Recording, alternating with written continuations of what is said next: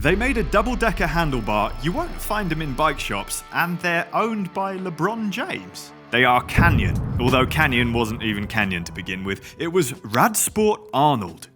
Yeah, not the most catchy name, but it came from the family Arnold.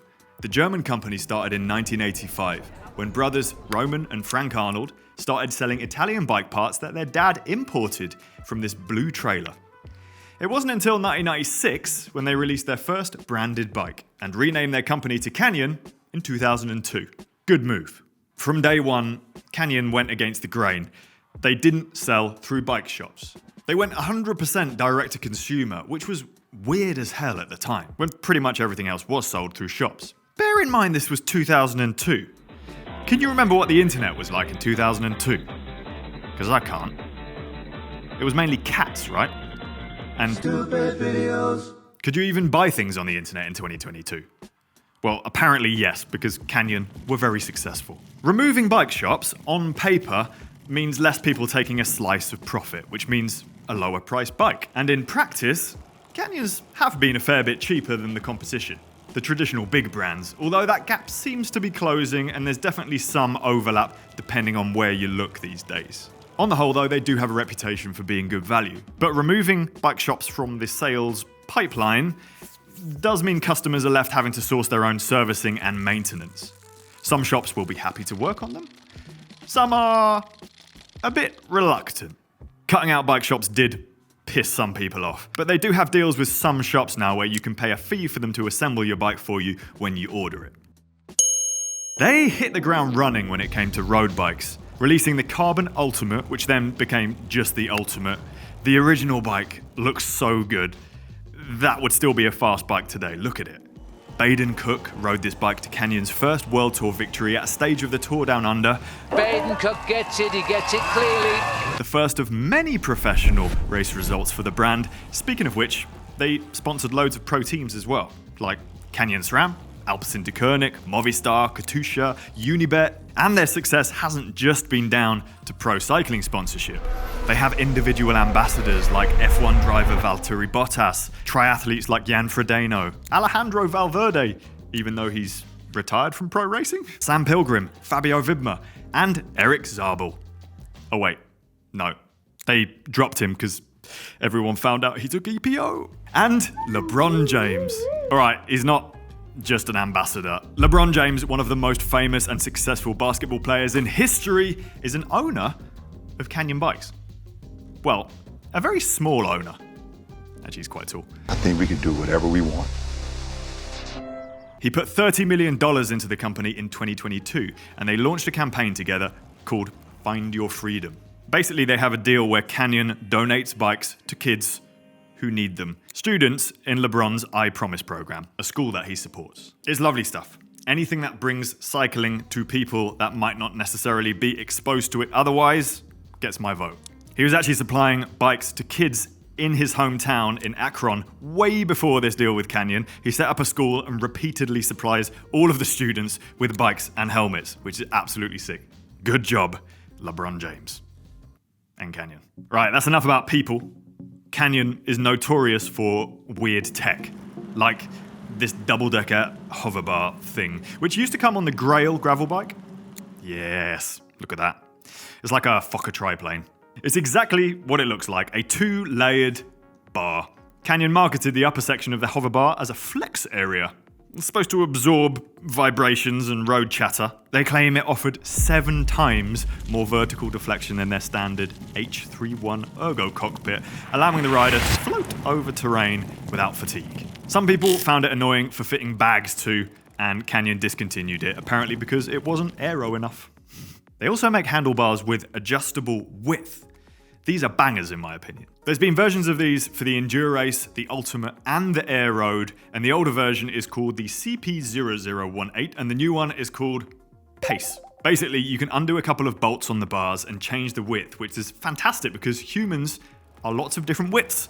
And bike brands have always struggled with supplying the right width handlebar to customers, as a tall person doesn't necessarily need a wider bar and a short person doesn't necessarily need a narrower bar. Some may say this handlebar was designed just so Canyon can fit their bikes into their cardboard boxes more easily and it costs them less to ship them. But come on, this product makes it more likely you're going to get the right bar width out of the box.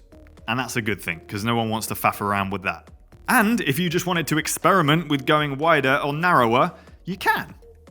To an extent. Some of you might be thinking, those are the bars that snapped in that famous photo of Mathieu van der Poel. Well, yes, they kind of were, but they didn't snap because of the adjustability. These apparently snapped where the lever clamps on, which I guess could have been over-tightened, maybe. Although after this happened, Canyon issued a stop ride notice to anyone who had these handlebars. They removed all of their pro cyclists from that version of the bike and then redesigned the handlebars, reinforced them, and replaced them for customers, and gave them some credits as well, apparently. Then there's more tech, like the VCLS seat post, which stands for Vertical Comfort Lateral Stiffness. 25mm of suspension made of 2 carbon shafts bolted together with a pivot at the top. This is Canyon's longest running component, which is still for sale now, and has been for sale since 2013. But it's not really Canyon's, but it's kind of Canyon's. One of the brothers, Frank Arnold, left and started Ergon. These two companies then collaborated on this seat post, the VCLS, which is now also sold by Ergon and called the CF. It's very confusing. Identical product, different name, clear as mud. From what I understand, it's a very good seat post, but not all of their experimentation with weird tech has gone successfully, because they had some beef with Cervelo over a seat tube. Canyon sued Cervelo in Germany, claiming Cervelo's R3, R3SL, and RS models infringed on Canyon's Maximus seat post design, a patent which they had. And it was designed for added stiffness, a wavy-looking seat tube, flatter on the drive side to make room for a front derailleur. Cervelo denied infringement, challenged the validity of Canyon's patent, and this went on for 2 years, back and forth. Eventually, the two brands came to an agreement outside of court, and they were both allowed to continue using their design. Quite a nice ending, means better bikes for us. All of the above has led Canyon to be one of the most successful performance bike brands in the world, reaching 792 million euros in sales in 2024. They currently have some of the best pro cyclists in the world riding their bikes like Mathieu van der Poel, so I'm sure we'll see those sales keep on rolling. As long as they don't have a repeat of what happened in 2022.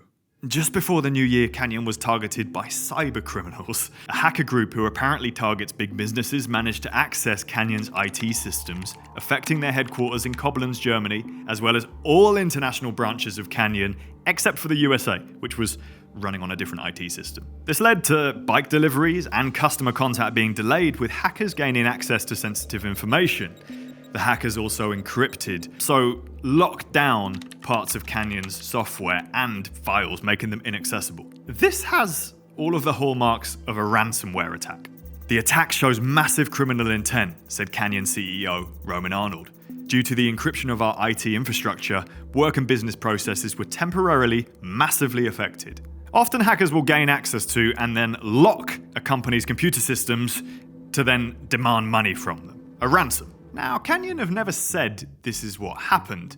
They made no reference to ransomware, if a ransom had been demanded, the size of the ransom, or if anything had been paid. They also refused to comment further when journalists from the Register posed more questions about this. Now, I find all of this stuff fascinating. I wanted to know more, and it just so happens I'm friends with a cybersecurity expert. I asked his opinion, but bear in mind, this is just his opinion and speculation. He said it's more than likely a group like Lockbit, a ransomware as a service criminal business model, looking at the timelines. This was around the time when Shimano had been targeted by Lockbit, and they'll have seen who they're supplying and then target them next. Canyon probably don't have to reveal much about the attack because they're a private company. We don't know whether they paid the ransom. We simply don't know. Why are ransomware groups effective? It's because organizations have poor IT hygiene. They don't patch their systems. You don't patch your systems, you get popped. Think of IT systems like a bike. You pull up to a supermarket because you've bonked, and there's already another bike sat outside. But it's not locked up. You lock up your bike with a teeny tiny cafe lock, and then go inside. And then a thief comes along. Which bike do you think he's going for? Sometimes the smallest deterrent is all you need, because criminals are gonna go for the easiest option. Patch your systems, get a shit bike lock, don't get popped. Oh, and he wants to remain anonymous, but if you do need help with cybersecurity stuff, give me a DM. I'll put you in touch with the mystery man. Right, that is some facts about Canyon and some life lessons. What did I miss? Let me know.